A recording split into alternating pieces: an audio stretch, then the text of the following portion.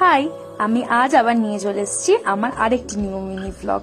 এখানে আমি নীলাক্ষীদির মেকওভার করতে এসেছি।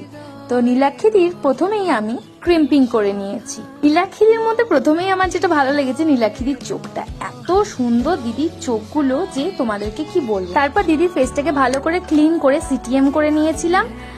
আর তারপর দিদি আমাকে ছেড়ে দিয়েছে পুরোপুরি আমার নিজস্ব একটা লুকের উপরে, যেটা আমি একদম দিদিকে যেন দিতে পারি দিদির মন মতন করে। দিদি পুরোপুরি লুকটার উপর আমাকে ছেড়ে দিয়েছিল। তো সেই অনুযায়ী দেখতে গেলে আমি প্রথমে আইব্রোটা করে কনসিলিং করে নিয়ে সেখানে পাউডার দিয়ে সেট করে দিয়েছি। দেন একটা দিদির শাড়ির কালারের ম্যাচিং করে একটা আই লুক আমি ক্রিয়েট করেছি সেখানে। তো দিদির তো প্রথম থেকে ভয় পেয়েই ছিল যে ফার্স্ট টাইম আমার কাছে সাজছে। তার থেকেও বড় কথা, দিদির আগে যে মেকআপ আর্টিস্টের কাছ থেকে সেজেছে, তো সেখান থেকেও একটা বাজে এক্সপিরিয়েন্স দিদি গেইন করেছে। তো সেখানে ফুলফিল দেখাই যাক যে দিদির আই লুকটা আমি কেমন ভাবে পুরোটাকে করেছি এবং দিদিকে কতটা স্যাটিসফাইড করতে পেরেছি।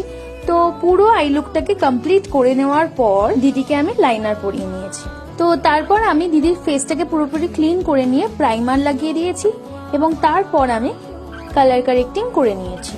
তারপর আমি দিদির স্কিন টোন অনুযায়ী একটা ফাউন্ডেশন লাগিয়ে নিয়েছি এবং তারপর আমি কনসিলিং করে নিয়েছি। তারপর সেই জায়গাটা যাতে ভালোভাবে সেট থাকে তার জন্য আমি ভালো করে পেকিং করে নিয়েছি। দেন আমি আন্ডার আইটাকে কমপ্লিট করে নিয়েছি। দিদির একটাই ইচ্ছা ছিল দিদিকে যেন আমি একটু সরু করে লাইনার পরাই এবং চোখের তলাটা যেন একটু ডার্ক করে আমি কাজল পরিয়ে দিই। তো আমি সেই মতন করার চেষ্টা করেছি যেটা দিদিকে শুট করবে। তো তোমরা দেখে জানিও যে পুরো আই লুকটাকে কেমন লাগছে। তো দেন আমি দিদির বেস কমপ্লিট করে নিয়েছি। তো বেসের মধ্যে আমি প্রথমে ব্লাশ লাগিয়ে নিয়ে কন্ট্রোল করে নিয়ে হাইলাইটার লাগিয়ে নিয়ে দেন স্প্রেটা দিয়ে দিয়েছিলাম অফ ক্যামেরায়। তারপর লিপস্টিক পরিয়ে নিয়ে দিদির হেয়ারটাকেও ডান করিয়ে নিয়েছি। তো হেয়ারের মধ্যে দিদির একটা সিম্পল হেয়ার আমার কাছে বলেছিল যে একটা সিম্পল হেয়ার করে দে যেটা আমাকে ভালো লাগবে। তো সেই অনুযায়ী করে নেওয়ার পর আমি শাড়িটা ড্র্যাপিং করে দিয়েছিলাম।